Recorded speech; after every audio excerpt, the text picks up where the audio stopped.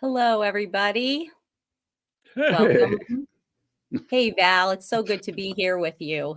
yes, I want to beautiful. just, I want to say hello to our viewers. Thank you guys for joining us today. As you all know, I'm co-hosting with Val. Val and I always have a great time together, right? Val, we have so much in common. Oh, yes, yes. Mm-hmm. I'll never tell. We almost we're chatting so much before the show, and I'm like, oops, oh, I gotta go. We gotta go live. So let's see. I want to say hi to Denise, Leonard, Catherine, Gary. Oh, thank you all. Phyllis, Kathy A. I said Denise, Lorna. Hi, Lorna. Let's see, Lulu Bell. Oh, hey. Thanks for joining us. Did I say Phyllis? Okay, I think I got everybody. I apologize if I oh, Roger. Hey, Roger. Well, welcome. And Val, I know you wanted to say a few things. Yeah, I just want to give a shout out to the first responders out there. I know there's a lot of law enforcement people out there peeping, lurking in the quiet. I know they're watching. Shout outs also and pats on the back to the military veterans, people in uniform today. And if we could, just keep in mind, say a little prayer for the homeless people, the unfortunate, the disabled. They need your help too. They need your prayers. So, with that, let's have a good show. Yeah. Hi. I want to say hi to Dirt Road Bigfoot. I thought I saw somebody Absolutely, else. Dirt Road. Yeah. Oh, Rita. Hi, Rita. You know, I also, I want to say to keep, oh, hi, John. How are you? Keep President Trump in our prayers because he needs that as well, no matter what side of the aisle you're on. But, hi, Laura. Thanks for joining us. So what do you want to talk about today, Val? Well, I was talking before the show. We were talking about Grizz, and he'll be back in a couple of weeks. I went out for some Chinese food today. You get those hankrings, those crazy. Oh yeah. Hankrings. Oh, that's so good. Oh my And gosh, that's making me hungry. I put some of that horseradish on those fried rice, that brown rice. Oh my gosh, my lip feels like a swollen. So anybody sees my lip dropping, I'm super conscious about it. But I assure you, I'm under control. Everything is under control. But listen, aside from the Bigfoot, I mean, we all talk about Bigfoot and stuff, and quite a few people know what I do right now, as far as the Bigfootery goes. But I would like to turn this a little bit to the right and talk about some of the strange things that we've experienced, because I've noticed that not only with Bigfoot, there's a lot of paranormal involved in Bigfoot investigation. A lot of it, I see a lot of it. A lot of good reports come from ghost hunters and stuff.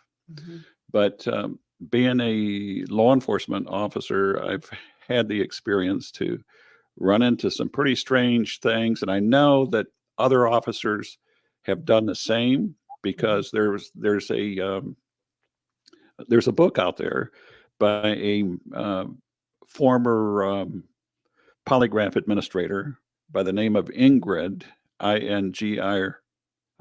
She was a sergeant at the time, and she wrote a book, something to the effects of What Cops Know. And if you ever get a chance to read these books, there's another book out by Mary Baker, What Cops Know. I encourage anybody to pick that book up and read it, because really you walk away, you read something like that, and you walk away with a different impression, a different perspective of what law enforcement officers do. And I'm sure Chris has run into stuff just as crazy as I have. But some of the things that I've come in contact, Barb, with that I should mention is probably the most, I don't know, disturbing to me, because it was the first time that I've ever encountered anything like this, was having to respond to a emergency call, a rescue call. Some lady called. This is during a time when we still had those caller IDs. They were little caller IDs before cell phones and stuff. And when a person called 911, their name would pop up on the dispatcher console, their name, their phone number, and address. Well, this lady calls. This lady calls and says that her husband's having a heart attack and he's dying. Oh my gosh. So I was very new to that department. And so I had to go. Me and my partner had to go. We were sent. We were told that we were given the address. We were told that the rescue was already dispatched, so they're on their way. Yeah. And on the way there, we're asked 2 or 3 more times, "What's your location?"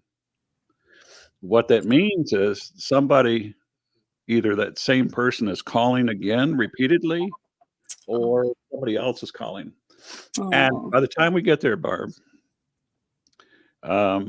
we get close to the address, and I remember this distinctly. I slow down, and I can see the rescue coming up the road behind us with the lights flashing. Mhm. And I slow down, and my partner is asking me, "Val, where is the address? We don't see the address."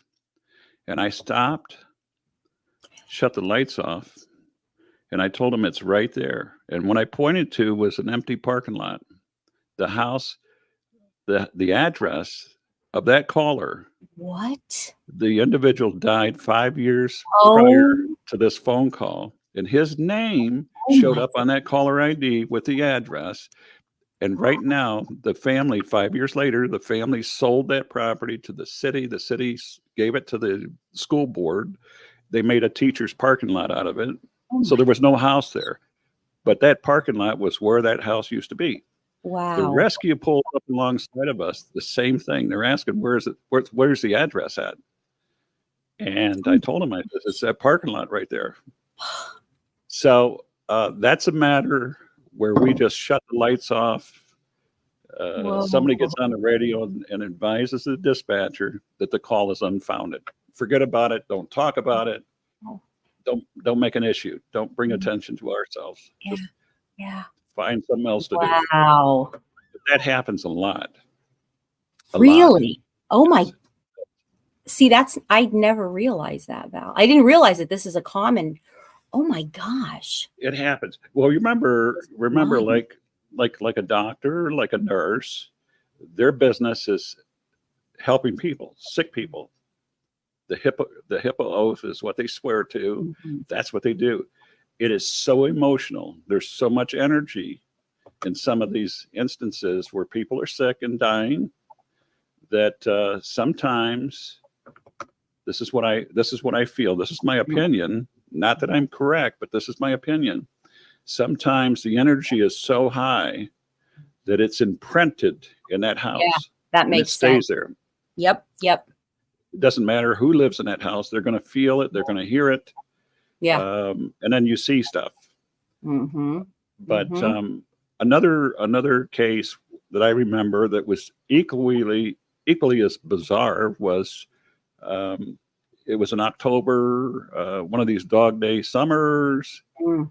and it was 3 o'clock in the morning. There's a report of a house fire. I'm familiar with the neighborhood, and what I remember of the neighborhood were a lot of old wood frame houses very close to each other. If one house burns, you probably Yeah. get the whole half block to burn too. Gosh. But in this instance, it's quiet. And, there's something about fire trucks. They always have the same Detroit diesel in it. You can hear it squalling for blocks away. Mm-hmm. I remember that because that's exactly what they had in the military on some of these vehicles, those Detroit diesels. And, the call went out. The zone cars in that area headed to that location, to a house fire. And I headed over there. At the time, being a senior officer, I headed over there, render aid and stuff. But by the time I got there, I noticed 2 other cars already parked in the street, 2 officers walking up to the house. And by the time I get my car parked, grab my keys, lock the car up, and head up towards the porch, the officers are coming out of the house, and I meet them at the steps. And you know, I greeted them. Hello, hey, how you guys doing? What's going on? The house is dark.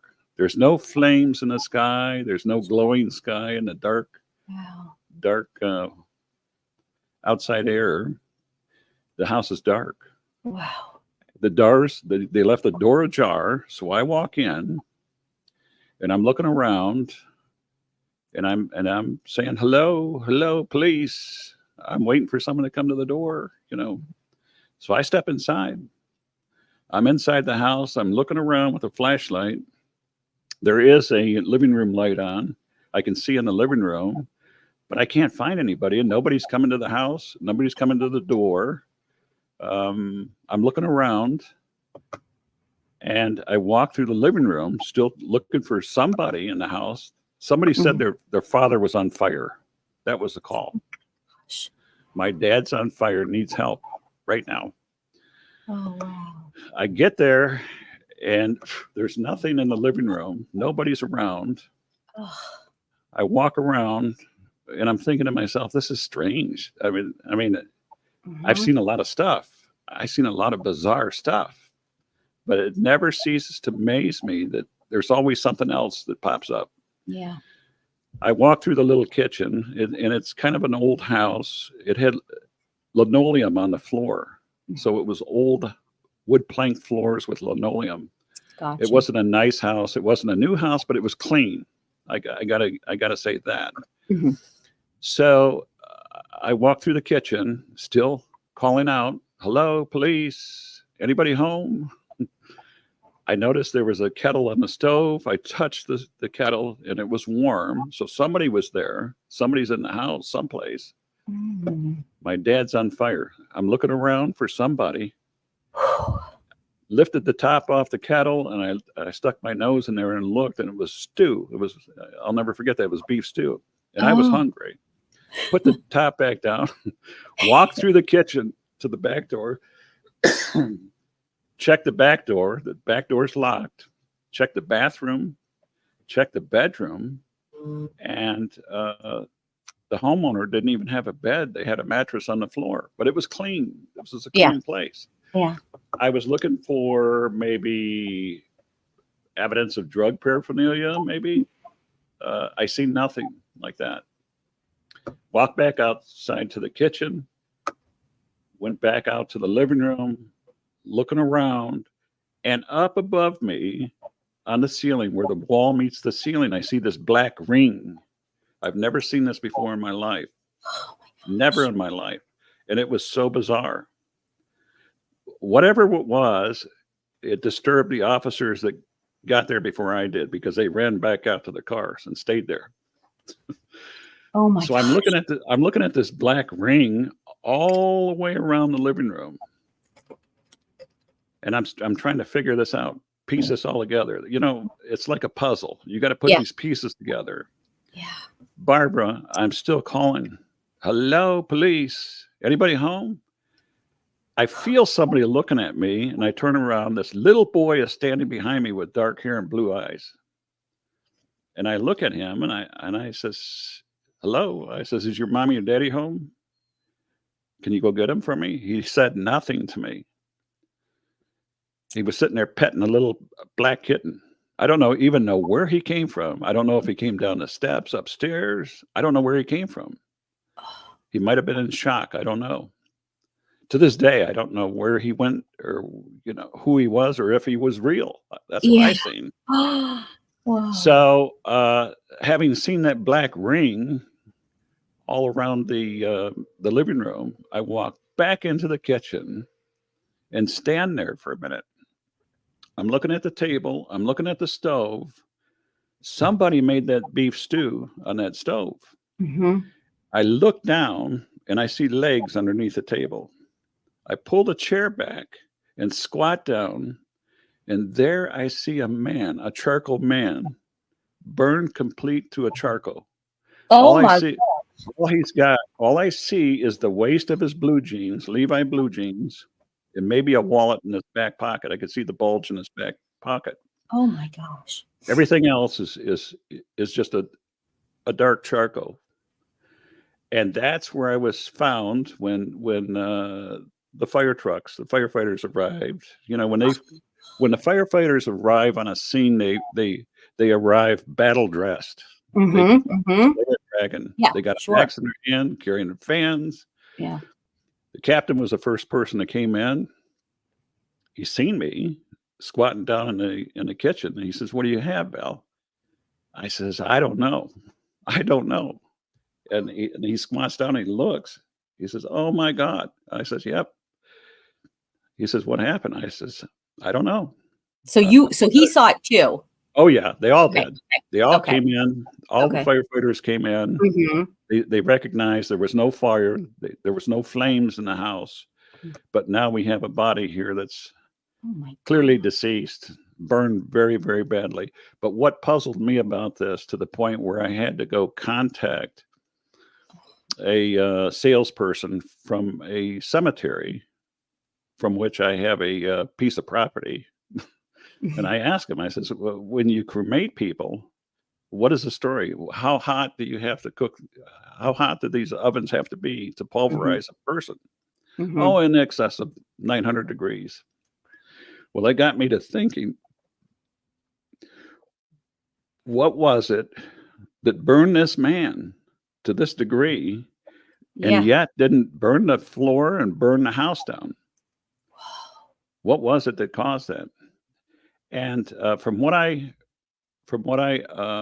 gather from this was a case, I think, and I don't know, this is a case of spontaneous combustion. I was just going to ask you. Yep. Mhm. Yeah. I've heard of that. Isn't that bizarre? Wow. It is very bizarre, because something to burn somebody that bad, and quite frankly, the last person that I seen like that in my career was during a plane crash in Detroit, airline crash. And when, you know, I don't know if people have been around that kind of stuff, but when an airliner goes down, especially after they take off, they're fully loaded with fuel, and they try to dump as much fuel as possible, you know, pending a crash. And everything around that airport, everything around in that flight pattern where that airline is just drenched with jet fuel. Oh gosh. And that's what happens when there's a tragedy like that. Everything ignites, and therefore a lot of innocent people who were in their cars stopped at a red light or stopped at, you know, what I'm saying is, anybody that was on the streets, in the roads, they were burned, incinerated right there where they were at. Oh my God. That's the last time I seen something like that, where somebody was just charcoalized, you know. Oh, that's terrible. It is. But that's the kind of that's Yeah. the kind of stuff that Val's seen. I mean, Oh my I've gosh, seen this Val. stuff. Well, you know, thank you for your service and protection, because it's just such, I can't thank you. And, you know, you and Grizzly and all, like you said, first responders, law enforcement. Wow. But another case that I recall, children are, you know, I got grandchildren myself, and my God, my heart. If you've ever held a baby, I mean, I've had a situation where a lady was out in the middle of the street in her nightgown, screaming to the top of her lungs at the height of I don't know, Michigan cold February winters at night. Her baby stopped breathing. Oh God.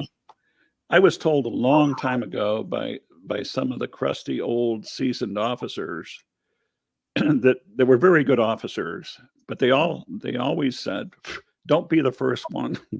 Don't be so eager to rush to a scene if you're not a firefighter, if you're not a medic, if you're not an EMTS. Don't do that, because people are going to want you to go into that flaming home and save some lives, and you're not equipped for that." But in this case, you know, we called rescue. I called for backup officers to come and help me. I grabbed the little baby out of this woman's arm and immediately tried to resuscitate it. And when you're dealing with babies, they're different than fully grown adults. Right. And I worked so hard, Barbara. I mean, I had sweat coming off my face like a beast, trying to revive this little baby, talking to the little baby. Breathe, baby, breathe. Oh my gosh. And I noticed that the little baby had blood trickling out of his nose, but I noticed that when the woman turned the baby over to me, which told me that in her panic, she probably blew the lungs out of the baby. Oh no. Yeah. And there was no resuscitating, you know, that little one like that. Oh But my gosh. it's so, I mean, when you weep next to the mother, and I'm a man and I was a police officer, when you weep next to that mother over her baby, I mean, it leaves indelible impressions on the person. And it did me. And those are some of the memories that I carry with me. Oh gosh. But so terrible, so tragic. I don't know.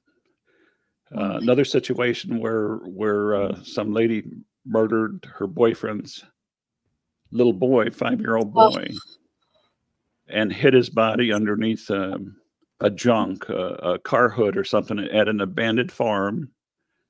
And it's late at night when she confessed, made the confession.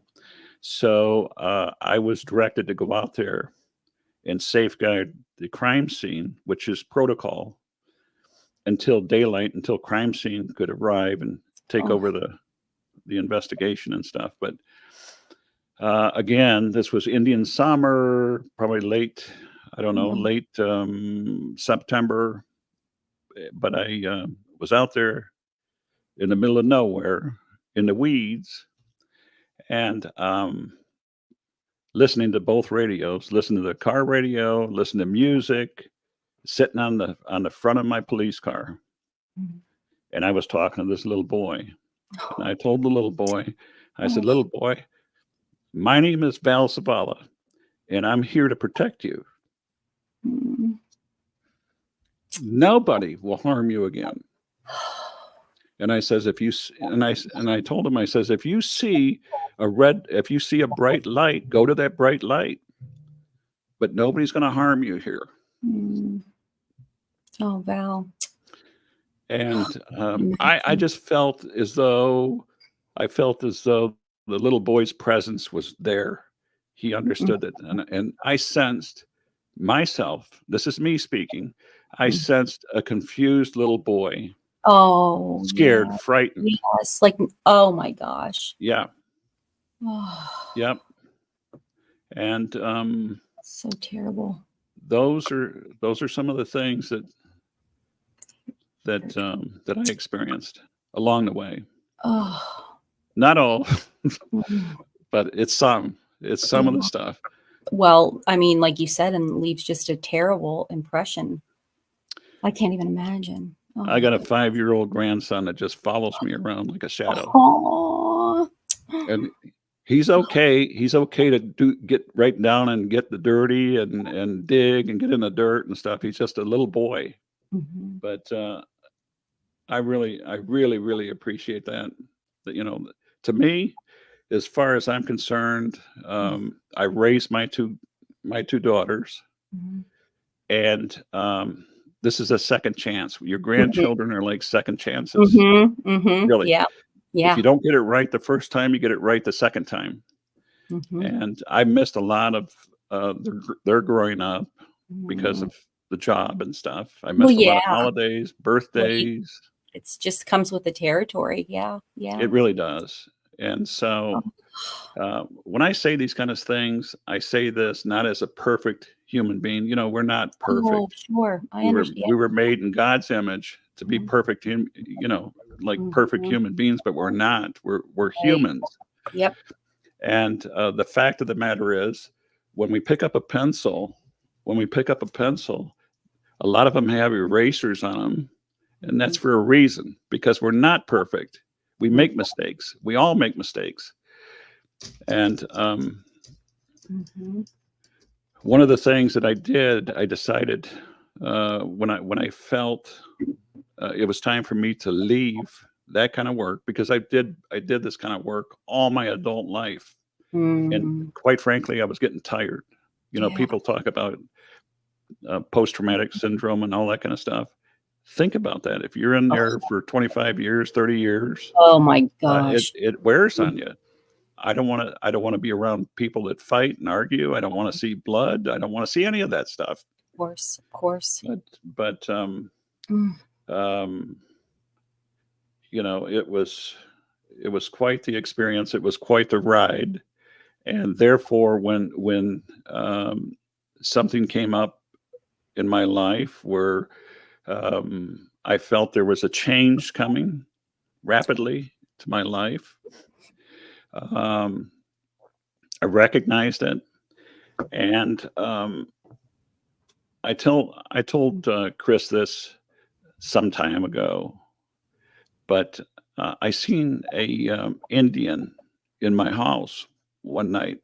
I worked midnights for 15 years. That's a long time. It's a long time. It's a lot of restless sleeps. But I woke up and I seen this man standing in my bedroom, in the doorway of my bedroom. He was dressed in Indian attire, probably, I would guess, probably, I live in Michigan, probably like 1700s, 1800, early 1800 period time. Okay. But my first thought, I don't know why I did it, but I just opened up my eyes. I know I was sleeping, but my eyes opened up and I seen this individual. And I tried to get up out of my bed and I tried to wake my wife up, you know, hey, Susie, look at this. I can't be the only one looking at this. But I wanted to go to my closet and get my gun because somebody broke into my house looking like this, you know, dressed like this. Yeah, he looked that way to you. And I'm going to take care of business here. That's what a man is supposed to do. But Barb, I couldn't move. I felt paralyzed. I couldn't move. Then I realized, even in that half sleep, half awake state, this is what they call, I don't know what they call it. There's a name for it. Sleep paralysis? Yes. It doesn't mean that it's not true. It just means that I'm there. I'm having this experience. Yeah. And you cannot, and you're paralyzed. You cannot, for whatever reason, you know. Yeah. Now I recognize that this person wasn't talking to me, but I felt as though this individual was surprised that I was able to see them. I wasn't supposed to see them. The message that I got, the lips didn't move. I heard no voice, but the eyes told me that, hey, I'm just passing through. I'm not here to harm you. I'm not here to harm anybody here. I'm just passing through. I'm sorry that you seen me. And with that, I went to sleep, woke up the next morning, bright and sunny, nothing in the doorway. And I forget about that. I think I called my sister. My sister at the time was down in Belize, South America. They were climbing these ancient artifacts and stuff in the jungle. Oh, wow. And I thought maybe she conjured something up or had that shaman conjure up something and send it over to me. And I called her about it. You know, hey, don't do this. Yeah. That's unsettling to me. Don't do this to me.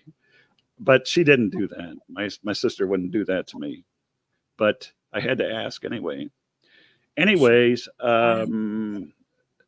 this opportunity arrived where I had a thought in my head about this individual who went missing 30 to 31 years previous. They were from Ohio, 18-year-old young man, hitchhiked down to Daytona, Florida, like a hippie for some band concert or something. I don't know what it was. But from that point, he left the group that he was with, hitchhiked alone across the deep South, and someplace in Louisiana, he calls his mother, Collect, frightened, telling her he wants to come home. And she asked him, why do you want to come home? Because she doesn't drive. His mother didn't drive in Ohio there. Mm-hmm. Why do you want to come? Well, because two men are bothering me. And he described the car, the truck, a blue-green truck, as I remember, two men. They keep bothering me, following me, and all this kind of stuff. And she assures him that, well, I'm going to call the sheriff down there, and I'm going to do what I can to get a ride down there to come pick you up, stay there at the truck stop, blah blah blah. Mm-hmm. That's the last time she heard her son. And the last thing he said to her was, "I love you, Mom." Oh. That's it. She never heard from him again. This is where I step in 30 to 31 years later. I call her up on the phone, woke her up 3 o'clock in the morning. 3 o'clock in the morning to me was like midday because I'm a midnight guy. I'm an owl. Mm-hmm.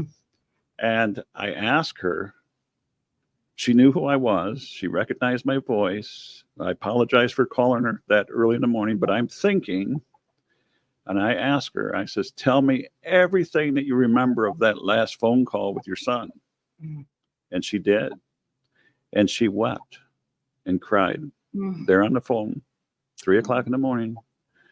And when she composed herself, I don't know why I did it, but the words came out of my mouth. And I promised her, I'll look for your son and I'll bring him home to you. That's my promise to you.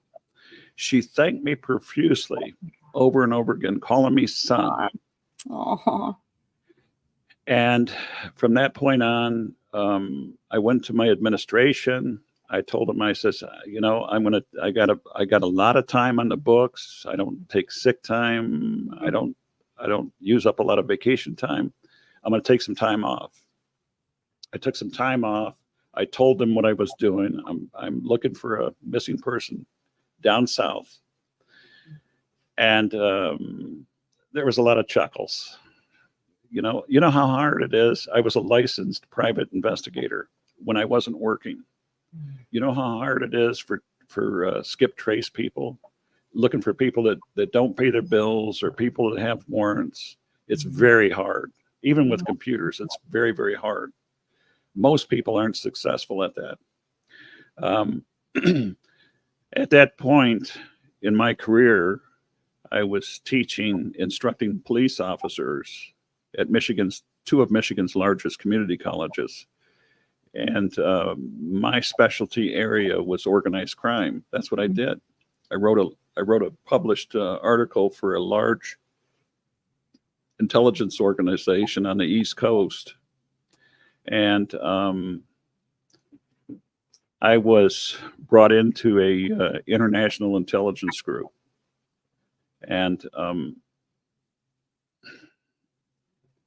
I did a lot of public speaking at a lot of conferences for investigators of all branches, all agencies and stuff. That's what I did. And so when I wasn't working, I had a private investigator's license. You know, I was constantly working. Mm-hmm. You can see when I retired, I was tired. I'm just burned out with this stuff. So I decided there's something coming up with me. There's a change in my life coming, and I have to do something. And to me, it was like my decision to get involved in this missing person out of Ohio was an opportunity for me to feel some sort of self-redemption. You know, I'm not a perfect person, Barb. I made a lot of mistakes. But it was my way of paying it forward to somebody. And when I come on here every Sunday and remind people to be kind to people and remember the less fortunate people, I mean it. It's from the heart when I say that, because it's all about paying it forward. It's about making points. People, when I die, I want to go to heaven. I don't want to go down. I don't want to go down there. That's where my mind is at. That's where I'm at. And like Social Security, Everybody in life, has points. You know, as a working person, whoever you are out there, the government knows.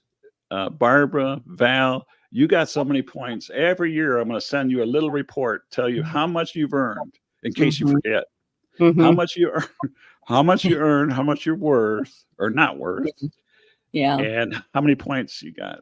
Well, I look at life like this. The more good things you can do for people, the better off you're going to be. I'm serious when I say this. Absolutely. And that's the way I look at life. That's the way I look at my life. And it doesn't matter how mean I was or how bad I was when I was a little boy or whatever. Right. It matters now. It matters now what you do. And everything that I did from that point forward was very, very important to me. And so I set out, I embarked on this goal to find this young man.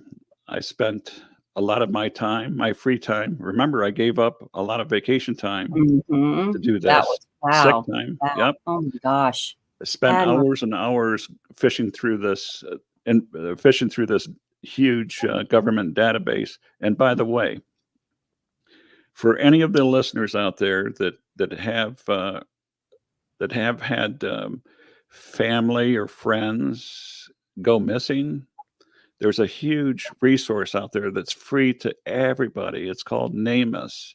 It's an acronym. Name Us. Name Us.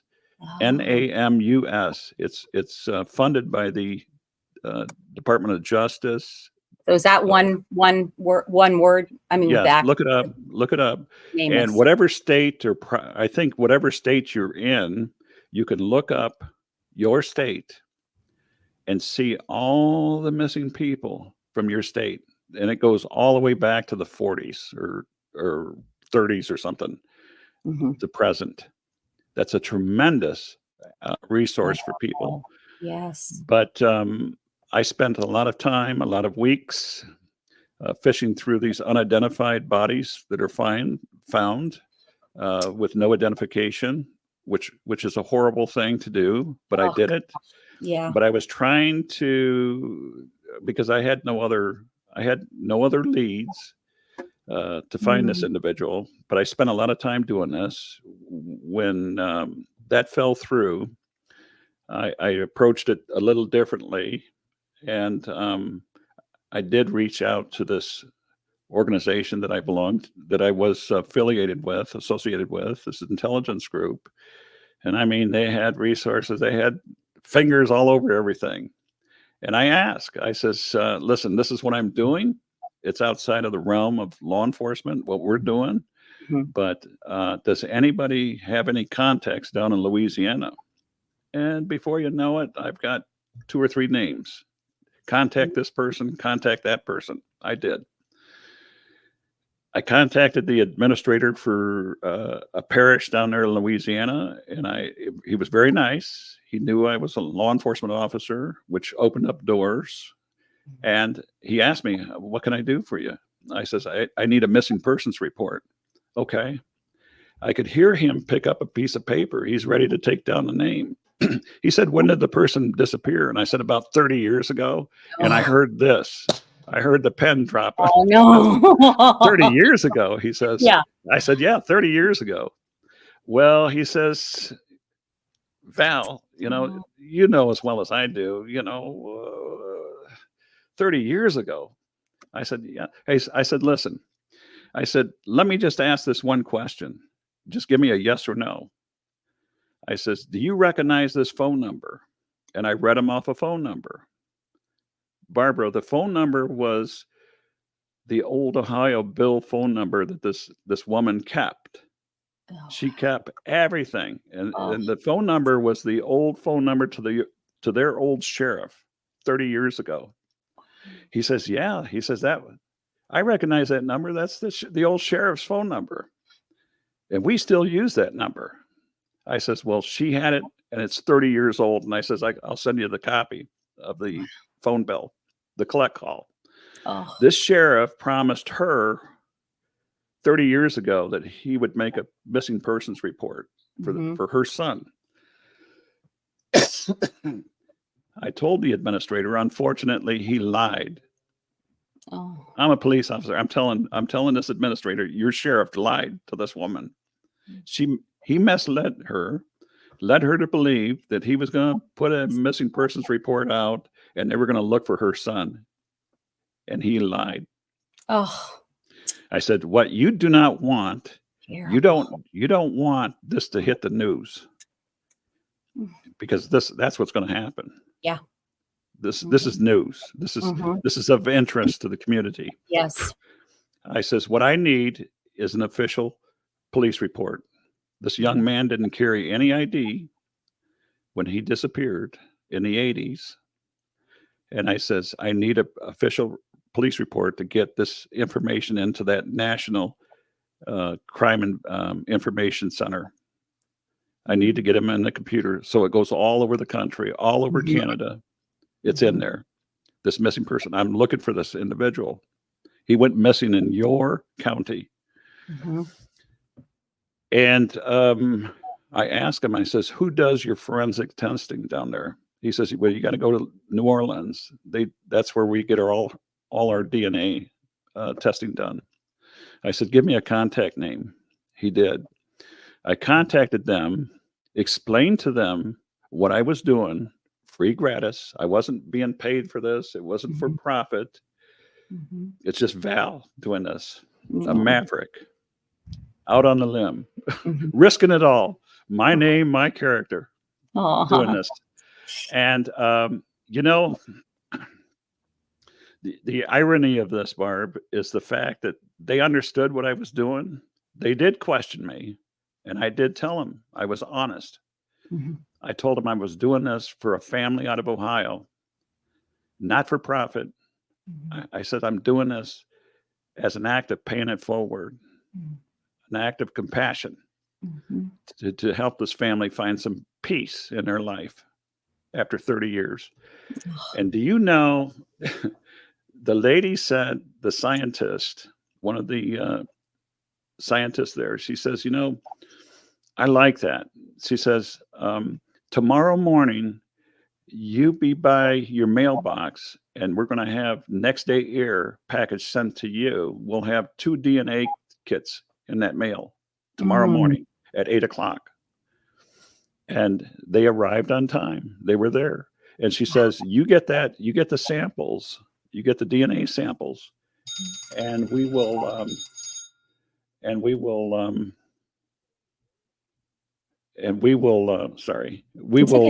test that for free of charge, free gratis, no charge. So what they did, that simple,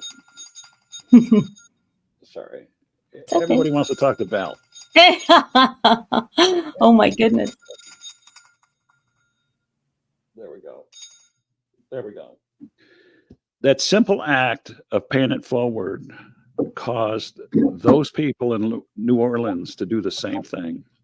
And by that act of paying it forward, they paid it forward. They said, here's the kits, get your specimens, and we'll test them, no charge, free gratis.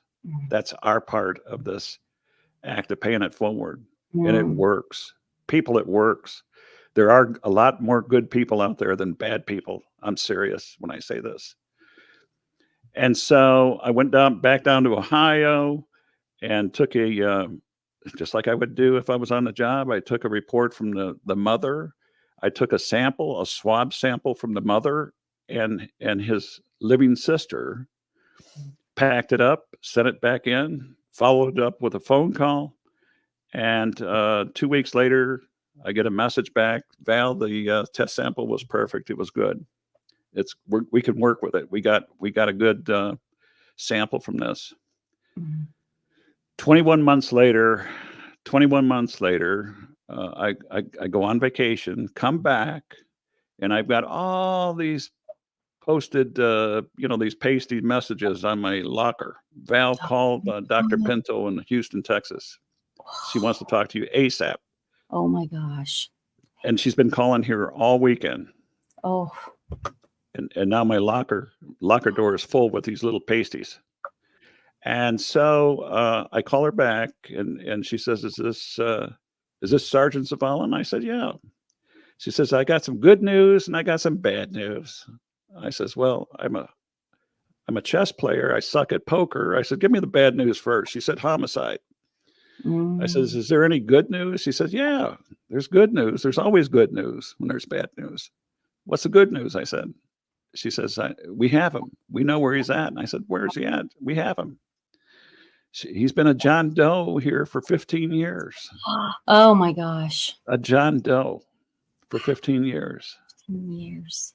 She says, now, she says, "You are the person of record. Is that correct?" And I says, "I am." She says, "You're going to contact the family?" And I says, "I will."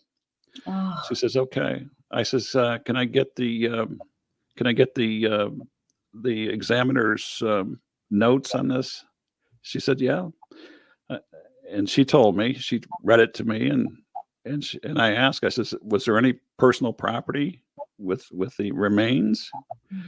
She said, "No." And I says, who's the detective in charge?" "Houston Homicide." She gave me the name. I called him. Same thing. Information details were scant. In doing this, I contacted a retired Houston Chronicle crime reporter from down there. Very big newspaper. Lady was just a wealth of information, just a blessing. And she told me, she says, in that time period where your subject disappeared, she said that we knew, and she says, "I did this for I don't know how many years. I reported on this stuff." But she said, in the time period where your subject disappeared, we were familiar, we were aware of 27 serial killers on the loose. Wow. In that Texas, Arkansas area, all that area of I-10. Gosh. And she says the editors wouldn't allow us to print this in a news article for fear that it would tip off and alert, these criminals and stuff. Right. So we had a very, very good conversation. And going back to my earlier mention of this young man when he was alive, he mentioned a dark a pickup truck, a blue-green pickup truck, two men. I'm familiar with two people that started their crime spree in Tecumseh, Michigan. And they did have a blue-green pickup truck. And they moved it on down to Florida, and that's where they were at. Oh my gosh. And from there, their crime spree, the two of them, homosexuals, they moved across the deep South, leaving bodies in their wake, mainly young men and young women. Oh. And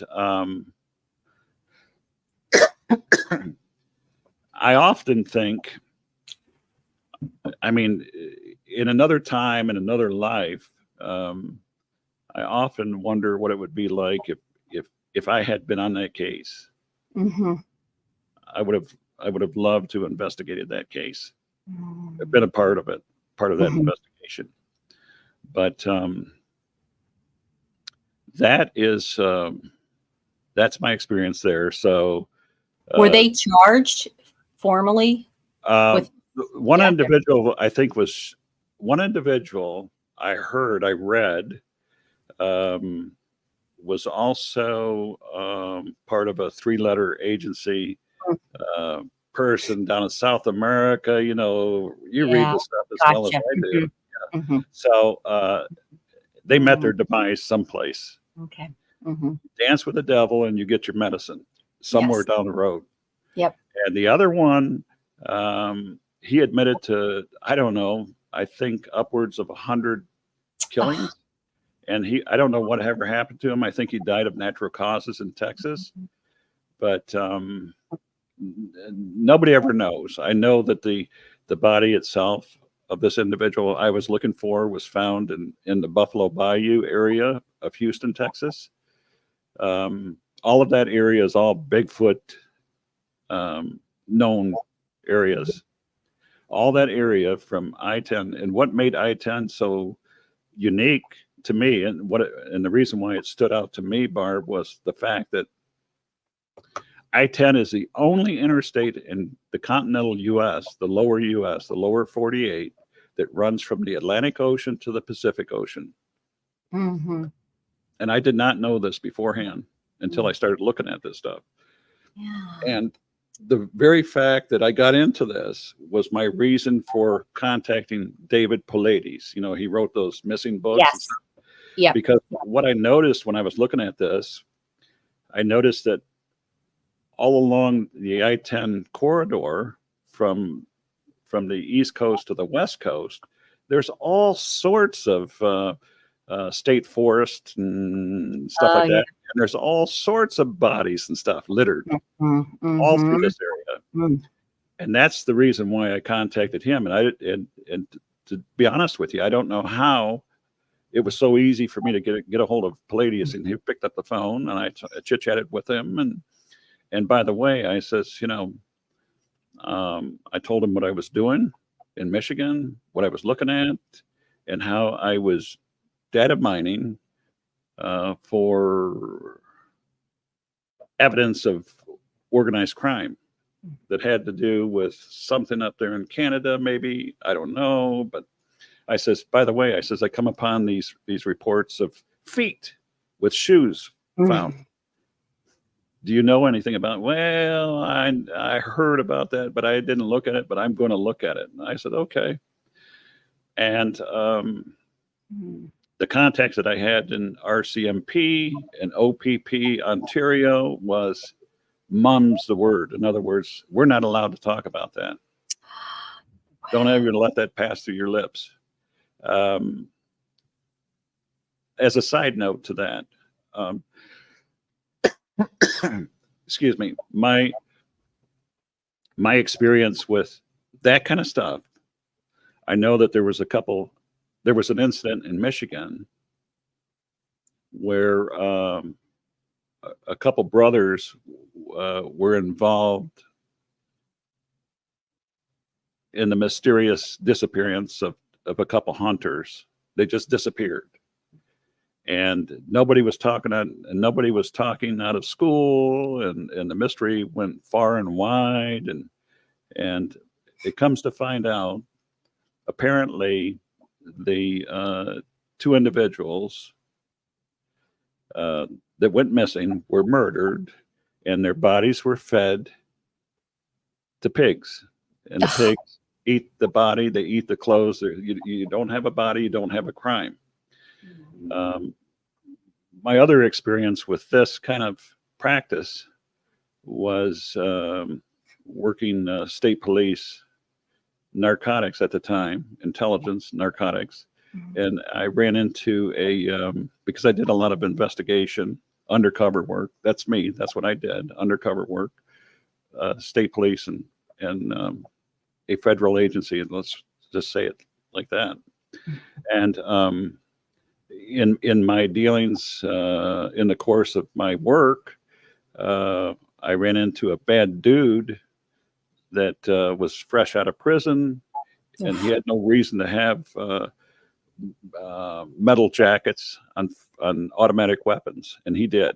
And he liked me because he thought I was thug. He thought I was gangster.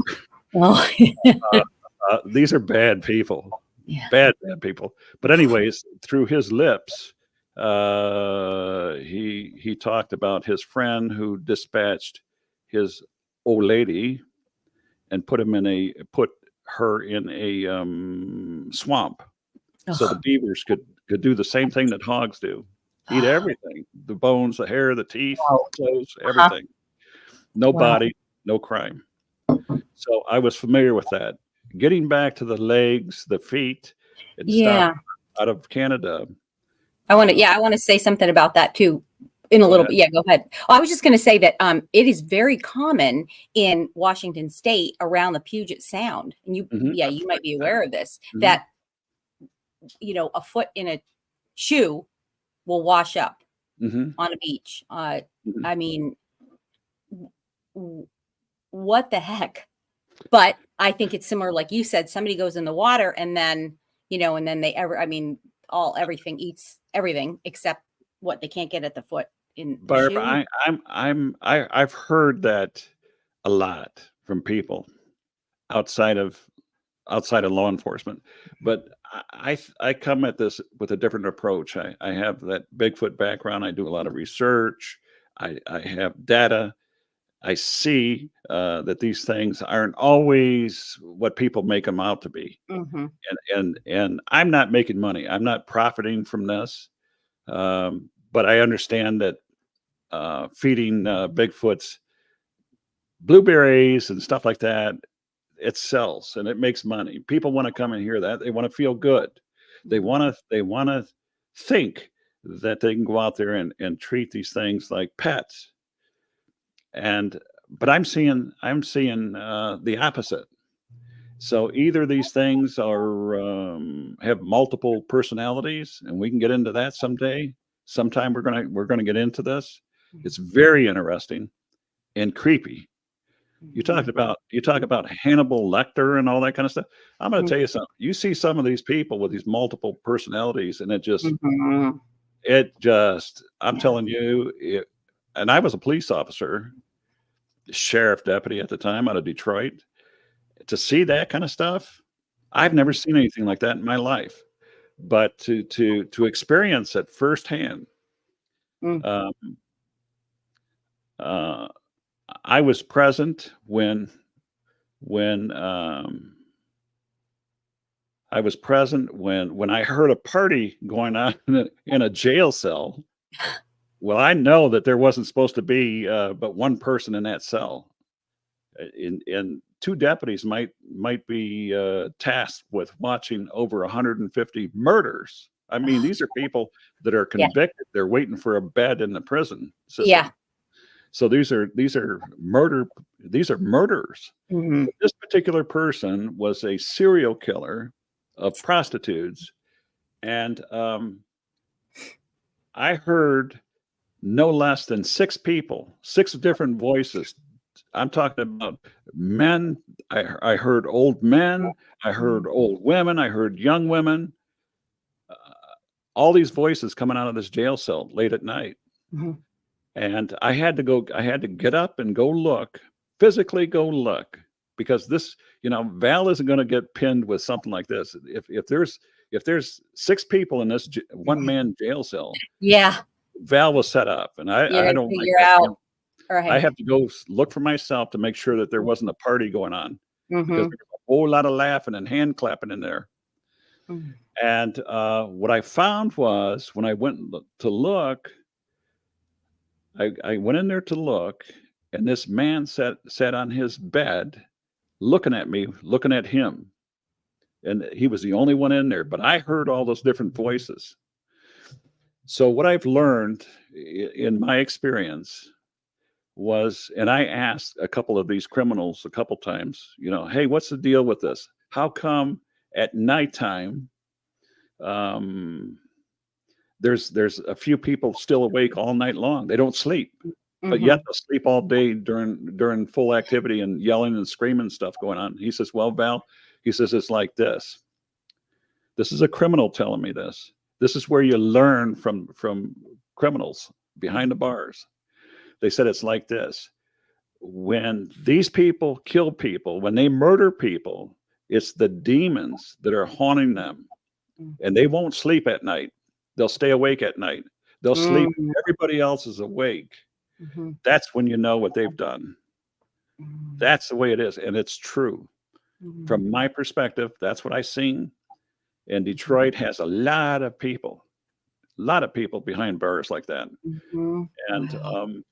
to see some of these people so wrecked and so psychologically messed up that they have multiple personalities, it's a creepy thing to Mm-hmm. actually see somebody like that with all these different voices coming out of their body and stuff. I had my ex mother-in-law, and she's passed away, but very sweet woman. But yeah, was paranoid schizophrenic and had Mhm. probably 5 to 7 personalities, and you Mhm. just had no idea what you were going to walk into. Sad. And she was related, Barb? My ex-mother-in-law. Yeah, my ex-husband's Mhm. mom. Yeah. And yeah, so I mean, and you know, and it's just so terrible because it's hard for them. It's hard for the family even to make them get treatment because the Mhm. treatment and the medication makes them feel so awful that, Mhm. you know, but anyway, yeah, but it's terrible. That's all of the stuff that we talked about tonight is the people dynamic. When you're dealing with people, you're dealing with everything. Mhm. And you never know what you're going to deal with. I've been into places before where you know, you know, the whole family is in the living room of the house, and they're saying upstairs we have an unused studio apartment upstairs. It's completely vacant, but there's robbers up there because we can hear them moving around, moving furniture around and stuff. So, you know, we think that somebody broke into the house. It happens. Um, we get up there, and what I feel, what I sense when I walk up there, well, first of all, there's nothing up there. It's empty, Mhm. but there's one great big, large dormer that's completely empty. And the sense that I feel, and I'm pretty intuitive. I have been Yeah. all my life. Mhm. But what I sense is an audience. I'm walking into a room full of people, and they're Mhm. all quiet, and they're all looking at me when I walk in. Mhm. And it's similar to the training that I went through very early in my police career. It was called what was it called? They outlawed it. They outlawed this training. It was called um, oh, it escapes me right now. Um, I'll remember it in a minute. Yeah. But it came out of San Francisco, and they devised this training for what they called movers and shakers, Mm. people that were going to be politicians, people that were going to be special in the community, Mm. celebrity. A lot of celebrities took this training. Um, I went to it because my wife went to it, and I used my college tuition money, you know, to go there because she was my girlfriend at the time, and I was jealous, a little bit jealous. So it was quite. I'll put it this way: it was quite the experience, and they controlled the temperature. They controlled when you can go to the bathroom. They kept it cold. They kept it dark. It was held at a civic center. There was probably, I don't know, there was probably, my guess, probably close to 300 people participating in this training. One of the training exercises that they do that stands out in my mind is that they would call select people, 50 people from the audience, dim the lights. You go up there on the stage, and they'll berate you. Oh. They'll have a facilitator come up and stand nose to nose with you. They'll have another one come off stage up there and stand on your left side, your right side, and one directly behind you, so you could feel them breathing on you. And so you can feel the insecurities, whatever insecurity you have, you feel it because they're in Mhm. your space. That's very uncomfortable. To this day, it's uncomfortable. What's the purpose? Like, I don't want mean to interrupt. What's the purpose of this? What is this supposed to, It is to break you down, and I think the reason why they banned this training was because they called it brainwashing. Mhm. Really, and it brings in the paranormal aspects Mhm. of stuff. Um, and it was to weaken you. I mean, I've seen grown men cry like babies Mm. because their personal space was intruded upon. Mhm. I'm serious. Nothing they can do. Yeah, and there's nothing you can do about it. You can't, No, right, no, lash out at people. no, you can't. I mean, it was part of the training. You Mhm. paid for that, and it was Oh very gosh. expensive. Oof. And I went through that, And so what they did was they turned the lights on above you on the stage. Everybody out there in the audience, you knew there was about 300 people sitting out there in that audience, but you can't see them. You can hear them cough, you can hear them Wow. shovel their feet. Uh-huh. But they were told to keep your mouth shut, just watch.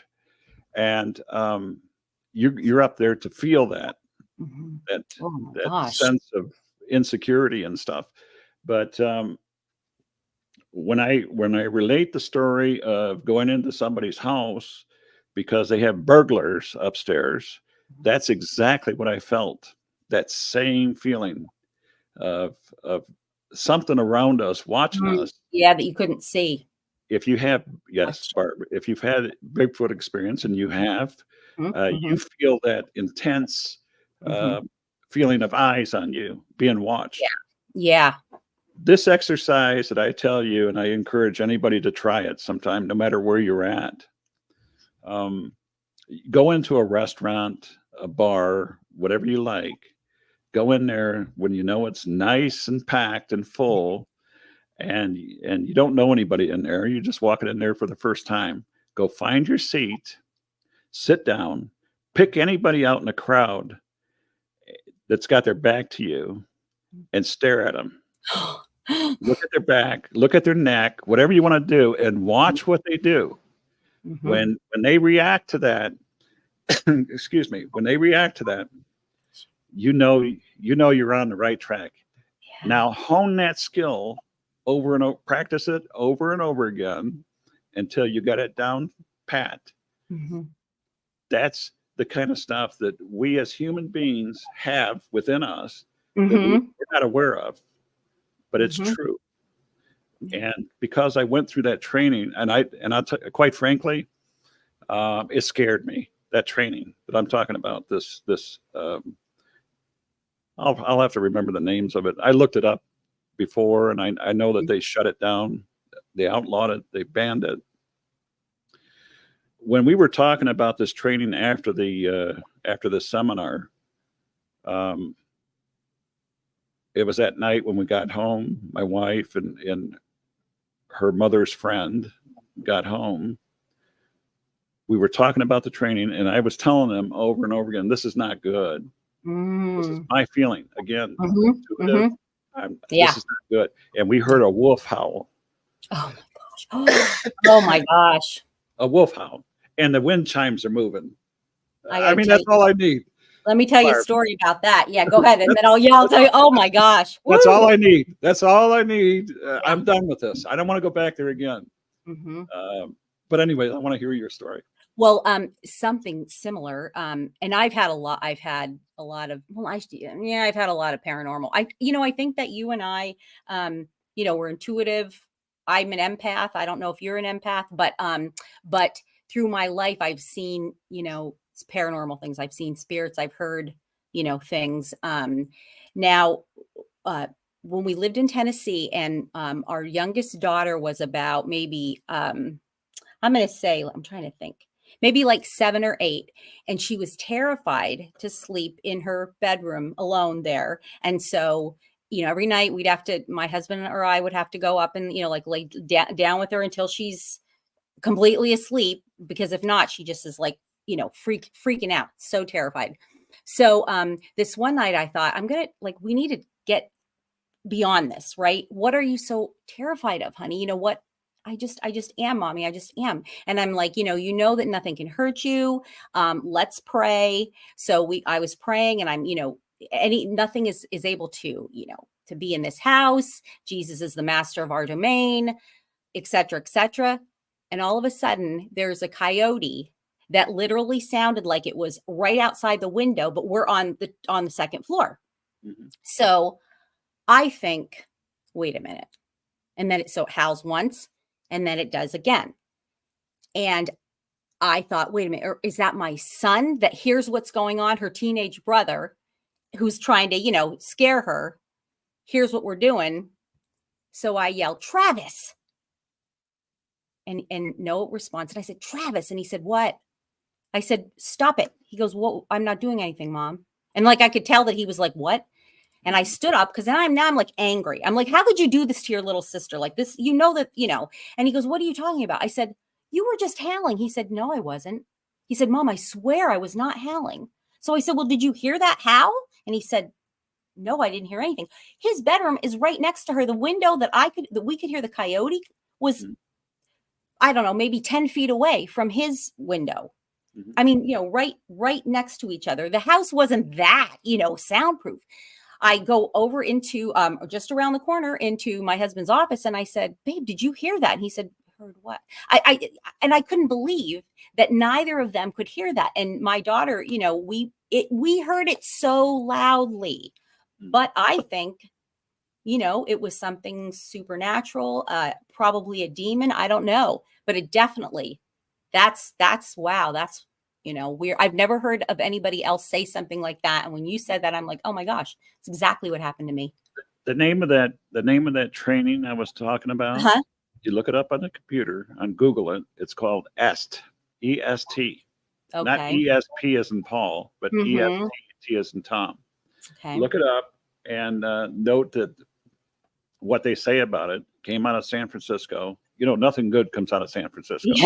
Yeah. But I've got to admit this, that from my perspective, being a law enforcement officer, it helped me incredibly. It really did, because it fine-tuned, it honed some of those skills that I had already, and I wasn't aware of them. But I became a little more observant and in tune with these nuances, and that's what they really were. They were nuances and stuff. Other people aren't seeing this. I mean, I used to float around in a unmarked car, dark tinted windows. Nobody knew who I was. When they seen me, they called me a rookie, but they'd never seen me before because I worked midnights for 15 years. I see an individual walking out of a brick side of a house late at night, 3 o'clock in the morning, the witching hour. Witching hour. But I see him, and he looks. It's drizzly cold outside, Michigan cold. I know I don't want to go out there in that drizzle. It's cold. It's wet. I don't want pneumonia. But I see this individual that looks like a thief to me, walking from the side of a house as though he was slalom skiing. You know what I'm saying? His legs are moving. Not like you and I if we're walking. Yeah. This person looked like his eyes. Gliding. Yes, gliding. And this individual looked like he was dressed in period dress, perhaps 1920s, earlier, 1900s. He wasn't dressed for the temperature outside, the weather. And I was watching him, and my hands on the radio, and I'm getting ready to call for another car because I see a thief here prowling around this house. And luckily, I didn't do that. I just sat back and watched. And he ended up at the side of a car in the parking lot of that driveway. And, it was drizzly outside. There was beads of condensation on the window. The car was cold. In my mind, I'm waiting to see the dome light go on, which tells me he got into that car. Number one. Number two, I want to see the brake action. Everybody that starts a car, the first thing they do is put their foot on the brake, and I'll see it. I didn't see it. I didn't see the dome light. I didn't see the brake light. I don't see the condensation puff of condensation come out of the exhaust when they started up. He just disappeared. He just dissipated at the side of the car. Wow. And luckily, like I said, I did not make an FOO out of myself.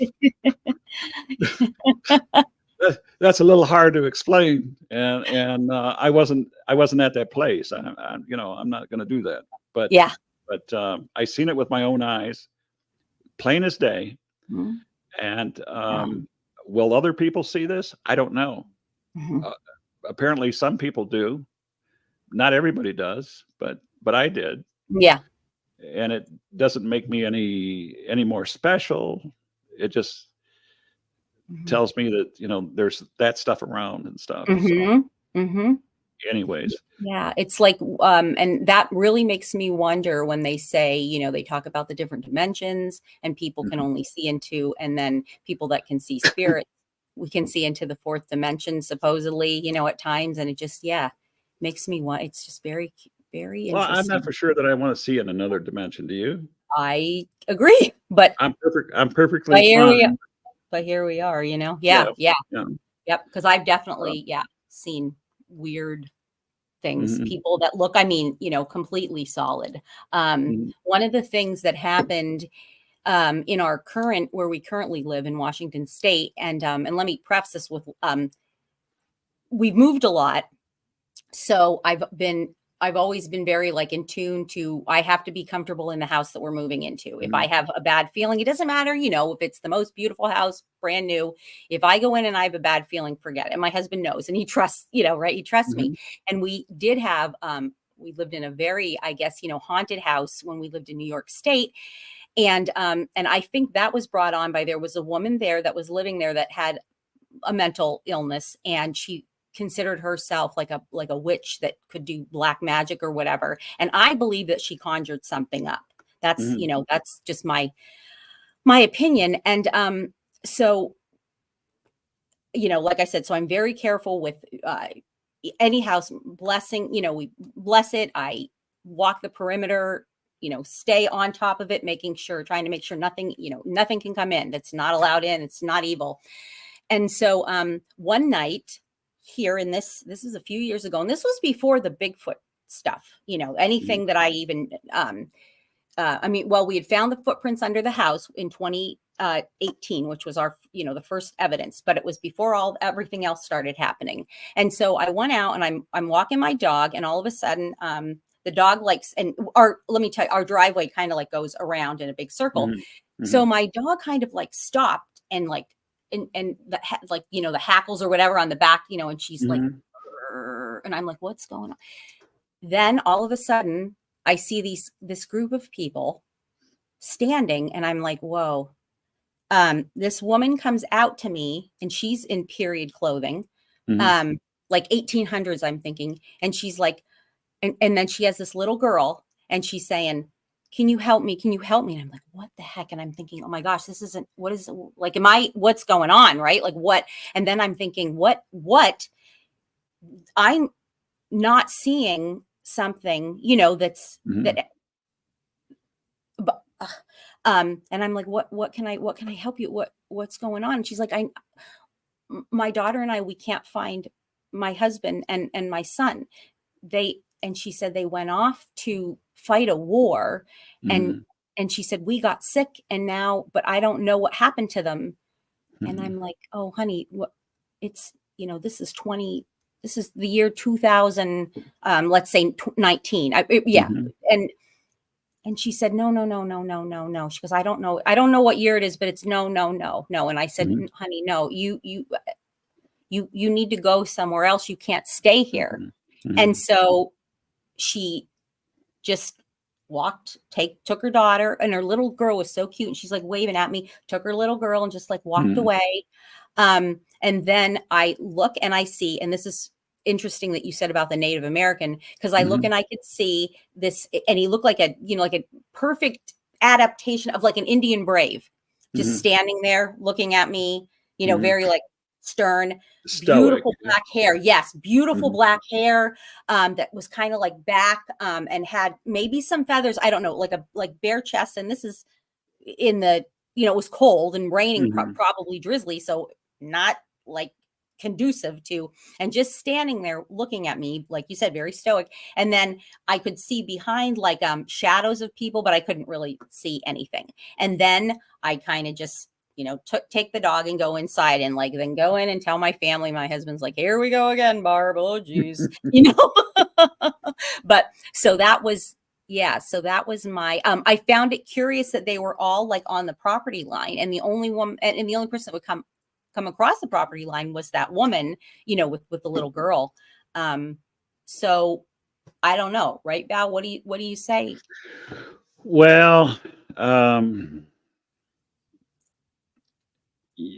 I would say that you seen what you thought you seen, but it was not. You were not supposed to see that. You know, they were passing through. Mm-hmm. Mm-hmm. Um, they were imprints. They were energy imprints of that Mm-hmm. property.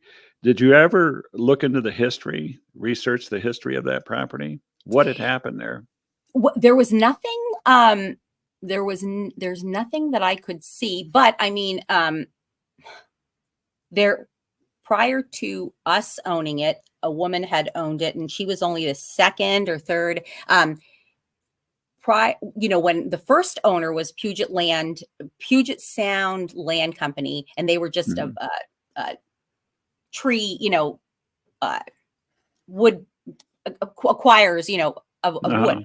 Mhm. And then a local company bought it from them. And then it was then the previous owner and then us. Um, Now, were you on Puget Sound Island proper, well, or it's, the is Puget Sound is Tacoma? around us. Yeah, Yeah, yeah, yeah. it's part of Tacoma, right, or right next to Not Tacoma? where we're at. We're kind Mhm. of across the sound. But Mhm. there is a little island, right? I can look at it right now, and it's called Cuts Island. It was Mhm. formerly known as Dead Man's Island. And Mhm. what the Native Americans would do is when they had somebody pass away, and they Mhm. would put them in their canoe and Mhm. hang them up in the trees in this island, and then it would just, whatever, when the tide came up, it took them away. And so, Really? yeah, so talk about, yeah, and you can, yeah, it's CUTT apostrophe S, Cuts Island. Yeah. And Mhm. if anybody wants to look that up, very, very, kind of, creepy, but almost That's like very very interesting. cool too. I Hmm. wanted Hmm. to stay in Washington when I left the military. I was thinking about working in Seattle, Hmm. but I mean, the environment was great. I mean, the weather to me, Hmm. uh, it's bad for people with sinuses, Hmm. Yeah, but yeah, you but definitely have to get used to. Barb, it's a clean state, right? Hmm. I mean, Hmm. you feel like you've got fresh air, Hmm. Definitely. beautiful Yeah. Well, snow-capped mountains year yes. round. Yes. The summers were like perpetual springtime, just Hmm. beautiful, Yes. beautiful. Yeah. It's But cool. there was something about Washington that didn't mix with me, and I had to leave. I had to Yeah. leave. It I was not get me. it. It was Yeah. not me. So Mhm. so Yep. I checked out Dallas, Texas, Houston, San Antonio. Look at my dark hair, dark eyes. You can't see it now, but I had dark hair. If I stay out in the sun in that Texas heat, Mhm. I will turn very, very dark, Mhm. very dark. Yeah. Uh, but they would love me down there in Texas because my ancestry participated in the Alamo. Oh. And the Zavala people, me, part of my spirit, um, was there in the Alamo. And for that reason, there's a county down in Ohio, in Texas, named Zavala County. And I Mm. would have loved to work for the county sheriff in Zavala County. I would have. But it's not me. It's not me. Yeah. That's not me. Oh, But wow. Did anybody see that? There no, was like what a was it? weird flash that went, I thought that was you. no, It was no, it went a across your strange. screen. Yeah, yeah. Oh, that's weird. What is it? um, 126. Yeah, yeah. We'll have to look back at that. That's weird. Ooh. the first naval ship or the second naval ship, either first or second naval ship of the Republic of Texas was the SS Zavala. Oh, wow. Wow. I would love to see the Department of Defense name a battleship or something, in honor of that. So if you guys out there have any um, any sway with the No. people in government, No. No. that would be kindly appreciated. But Yep. real Uh-huh. quickly, I just want to touch on this. When I going back when I phoned this lady in Ohio to Mhm. ask Oh, about her yeah. son. Mhm. Uh, just coincidentally, you know what I say about coincidences? There's no Yeah, such thing as there coincidence. are none. Right. Um, Agree. so I get a phone call from a friend of mine who retired, a police lieutenant. His wife calls me. Now, the wives of police officers don't call me normally. Mhm. Mhm. This was an exception. So she called and she wanted to know. She said, "Val, are you working day shift tomorrow?" I says, "Well, as a matter of fact, I am. I'm not I don't turn down overtime when I get it, when it's offered." But I said, "Yeah, I'm working tomorrow." And so she says, "There's a lady that wants to meet you." And when I hear someone say that there's a lady that wants to meet you, my red flags go up. I don't want to be blamed and accused of anything. Yeah. Yeah. Nothing. Nothing. That not me. I'm not the one. I Yeah. didn't do it. But so I'm a little cautious, a little dubious about that. A woman wants to meet you. And I asked, I said, "Who is it?" She told me a name, but I was certain I never met anybody by that name. The name wasn't familiar to me. Mhm. But I went over there. I was working. I went over there, and Ron's wife came up to me and she said, "Val, I'm glad to see you here. Here's the lady that wants to meet you." And I turned and looked, and this middle-aged woman comes up to me, and she looks me dead straight in the eyes, and she says, "You're an old soul. You've been here many times before." Oh, wow. And I said, "Really?" She said, "Yes." She says, "How's your health?" "Well," I says, "I'm not ready to get into my personal health with you, a stranger. I don't know who you are or anything like that. You're asking me about my personal health?" Yeah. I says, "It's okay." I says, "I get an occasional sinus every now and then, but you get headaches or anything?" I says, well, not really. I says, "If I get sinus and stuff, maybe." "Okay." She says, "Okay. Do you want me to tell you how you died in your previous life?" I said, "No, not necessarily. Right. That's not necessary. Well, You asked me about if I get headaches. I already put this together. You're going to tell me something gruesome, and I don't want to hear it. I don't want to hear it." She says, "You were a warrior in your other life." oh my gosh. I said, "Really?" And she said, "Yep, you were." And the only thing she says, "The only thing I don't understand is who's this lady that follows you around?" And I says, "What lady?" Oh, She says, wow. there's a tall lady, and she wears white, and she's regal, meaning she's stately, Mm-hmm. but she covets you like you were a child, or like you were her son, but she's always there with you. She's standing with you all the time, and she follows you everywhere you go. Oh, She's wow. always looking out for you. You mean something to her. And I says, "Well, I don't know. I don't know." So Mm-hmm. I get out of the car. I want to talk to this lady now. She's piqued my interest. Mm-hmm. She says, I'm going to ask you some questions." She says, don't give me a long answer." She says, "Just tell me yes or no." And she says, "You work alone a lot?" And I says, "I do." She says, "You work at night a lot?" And I says, "I do. Yes." She says, "I don't want to come off sounding like I'm threatening you, or I don't want to alarm you." But she says, I just wanted to, and I need to tell you this." She says, "I see you. I see a red car. I see round red tail lights, and I hear gunshots." And she says, "I'm just telling you to be careful. That's my message to you." Mhm. Oh my And I gosh. found this, I did find this alarming. Sure. And so the last thing she says to me, she looks at me sideways, and I have seen that sideways look before. She looks at me sideways. She says, "You're looking for somebody." I says, "Yes, I am." She says, I don't see them." She didn't say he or she. "I don't see them here on this present plane." It doesn't mean that they're not alive. It doesn't mean that they're alive. It, Mm-hmm. it just means that I don't sense it. I don't see it. I don't feel it. Mm-hmm. She says, "My message to you here is this: they know you're looking for them.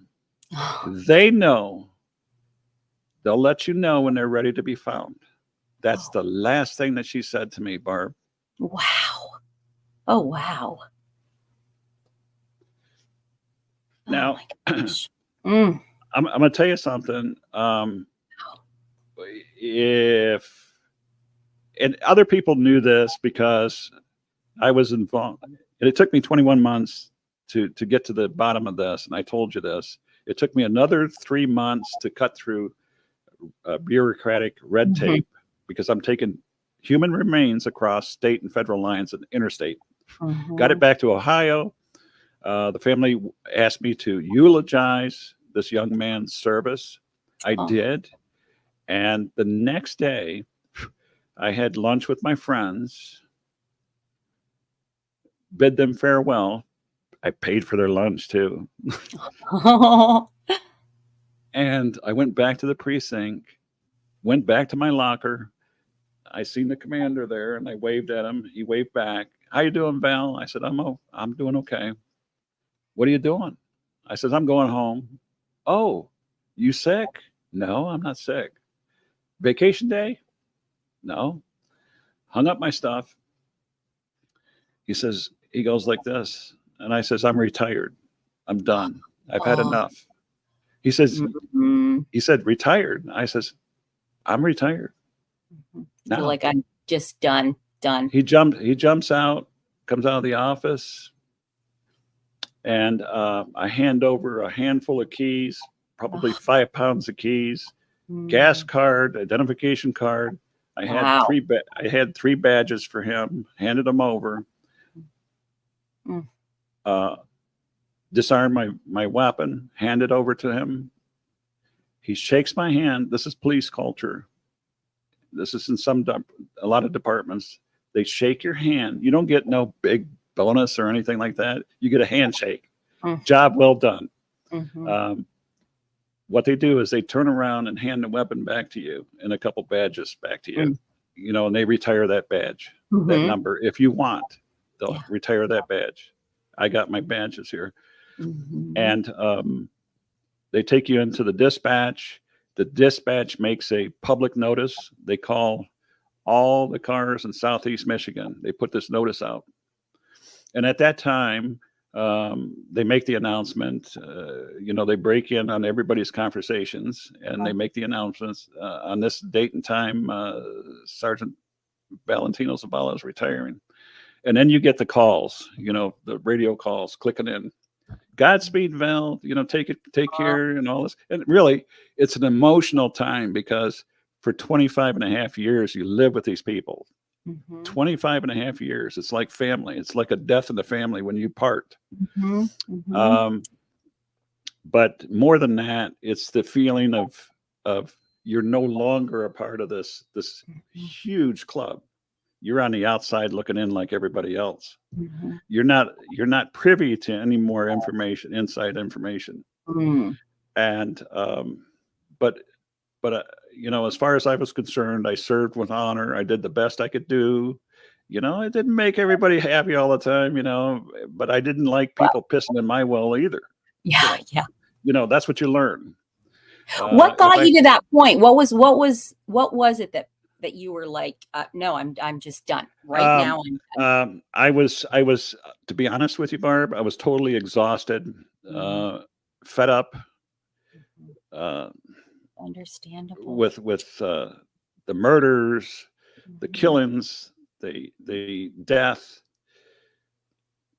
When you see somebody that blows their head off and they're moving around and they want to get up on their feet, it does something to you. You understand what I'm saying? Can't even imagine.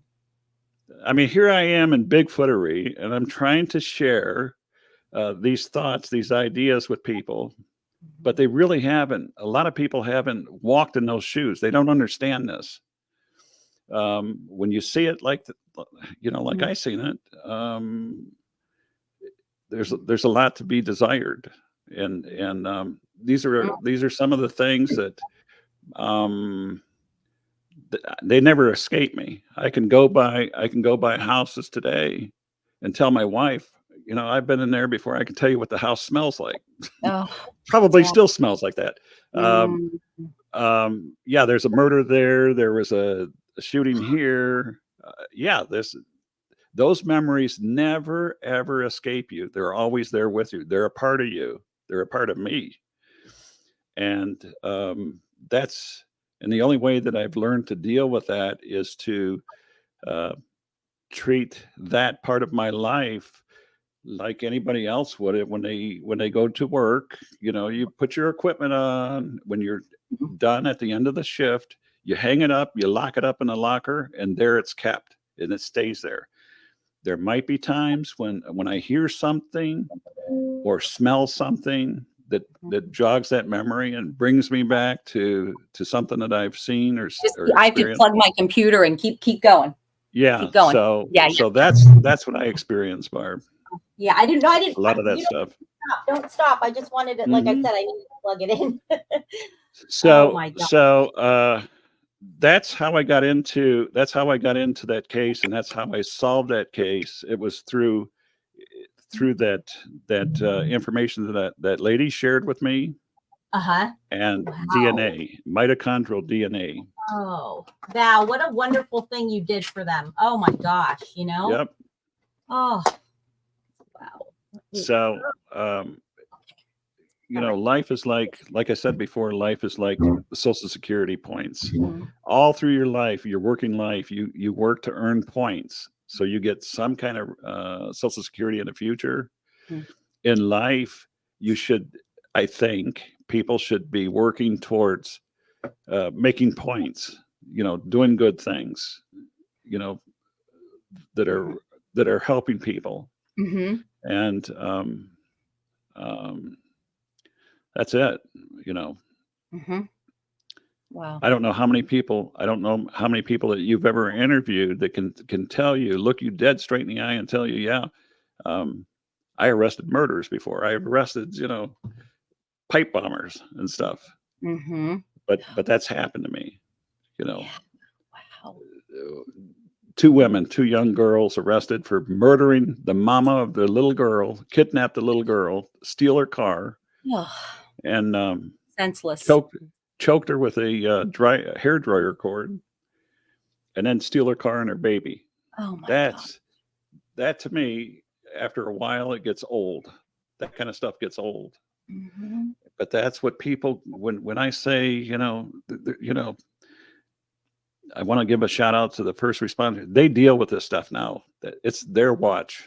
They deal with this stuff now. That's what they deal with. I've done my thing, and hats off to these people. But with that said, I was kind of chided and scolded by my partner, Ojibwa, and he was saying, Val, how come you watch those first auditor videos? And I says, I do watch them. Well, I don't like them because they talk bad about police.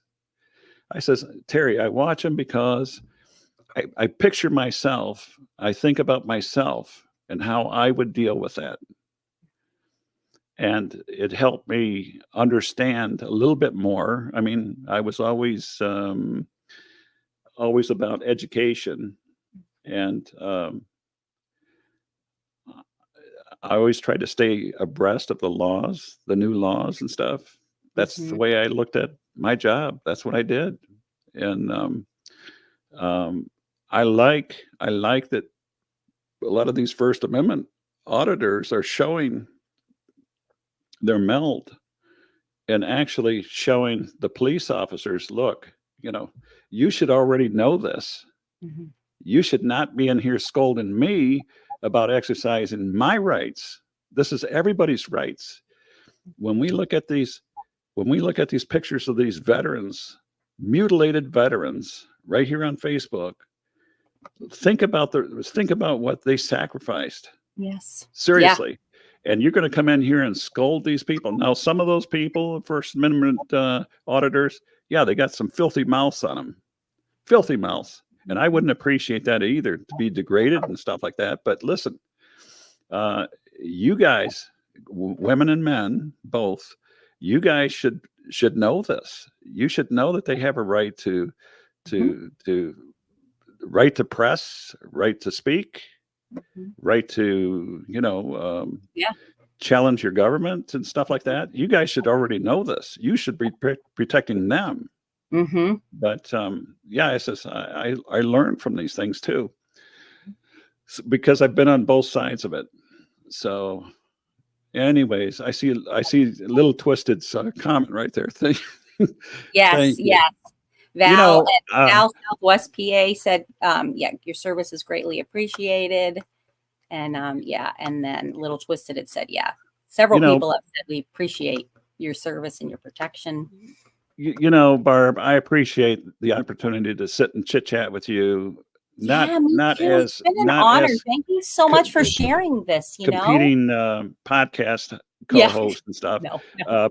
But I see you as a person.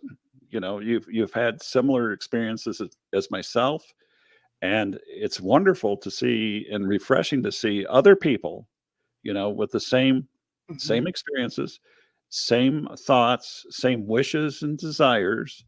It really is. It's a pleasure to chit chat with you on a personal basis. I agree, Val. Thank you. Yeah, like I said, thank you for sharing all that. I'm very honored. So with that, my wife and my granddaughter went down to Ohio with my other family, my other daughter and grandkids and stuff. So they're vacationing right now. So I am watching my dog. He's got cancer. Oh, I'm sorry. She's recovering from that. Oh, okay. So I'm her. Did she had surgery? What kind Well, of? yeah, she had 2 tumors on her legs. Oh. Those tumors that they get, and we had them excised, taken off, and one of them unfortunately was on her elbow, and they tried to skin graft, take another patch of flesh from another part of her body, and put that over her elbow. It turned black. It didn't hold. So we went through weeks and weeks and weeks of bandages, going in there every week to get every day actually to get a new bandage wrap on her. And now everything seems to be okay. And this dog is a adopted dog. We adopted her from one of the police officers that I knew. His brother died of cancer, and he left this dog behind, and we adopted her. Oh, that's and the last two dogs that we had were adopted dogs. And I really, I don't want to make this into a public announcement and stuff, but a service announcement. But really, people should consider adopting a dog if they really, really want to pet a cat, a dog. Adopt one. There's so many of these precious lives that are looking for a family. Yes, particularly now, right? I mean, it's just so sad. Shelters are full. Foster, families are full. It's terrible. I mean, a couple of weeks ago, my granddaughter was asking me yesterday. She says, "How come you still act like you're police?" I says, "What do you mean?" "Well, you're always sticking your nose into something." And I says, "Well," I says, I'm sitting on my couch, minding my own business. And I says, I see a man in my lawn on my front yard with a little boy, a 5-year-old boy, like my grandson, like your cousin. And he's walking his dog. And I says, he's accosted by a pit bull that's running straight out there. And he's trying to hold his dog and keep a hold of his son. So I says, I went outside to see if I could help him. I said, that's what you're supposed to do. Right. Yeah. You're always sticking your nose in somebody's business. I wonder if Brian Barber, I don't know if Brian's still in here, but Brian was telling me just the other day that, that his neighbor, elderly little old lady was same thing. A dog was loose and came running at her and the guy couldn't control it. And he had his weapon, Brian got his weapons. And he was like ready to discharge them. And the guy's like, "You wouldn't shoot my dog." And he's like, "Yes, I will shoot your dog. He's attacking this woman who's like trapped on her porch." It's just terrible. Um, so I called the police. The police came over. They know who I am. Yeah. They know who I am. And of course, I explained to them, and the first thing that comes out of his mouth is, "You got some ID." I said, "ID? ID for what?" Yeah. Yeah. What? I mean, you What got to did you have do? articulable suspicion of a crime. There's no crime here. This is a Yeah. service. I said, you guys should know this. Yeah. Yeah. No, I says, I don't have any ID. I says, and besides that, I says, I'm the property owner here. Yeah. So you guys could take this dog. They said, well, Val, there's no room in the dog pound. Everybody's full. There's no bed, there's no cage, there's nothing. I says, well, you guys are going to have to, again, I don't want to tell you what to do because your supervisor should be telling you this. You guys are going to have to put that dog in your car and go find out from the neighbors who owns it, and deal with it like that. Yeah. But, once in a while, I'll get the police officers to stop over here and chit chat with me, and they'll opine, complain about, this person, that person, whatever. And I tell them, I says, listen, just chill. Everything will be okay. It's no big deal. Just take it one day at a time. They have a really tough. Yeah. Like, So, yeah. Bad. Barb, are we running out of time here? Yeah, I think we probably should. Yeah, we're like, I don't know what are your shows? I just go an hour. Okay, yeah, we're 149. I didn't mind it. I love it. I didn't. I love it. It was really enjoyable. Yeah, thank you again, Val. Thank you so much. I want to thank you, and you've been a very good host. So thank you. I just want to say, a good host as well. Yeah, this was great. Hats off. Great. And then we'll talk to you again next week. Yeah. We'll probably see you online someplace. Yes. We're like two ships passing in the night. Yep. Hong Kong. Yeah, right. All right. Thanks, Barb. All right. Hey, everybody, have a great night. Thank you for joining us. Thank you again, Val. And from coast to coast and around the world, have a great night. Thank you, guys. Bye now.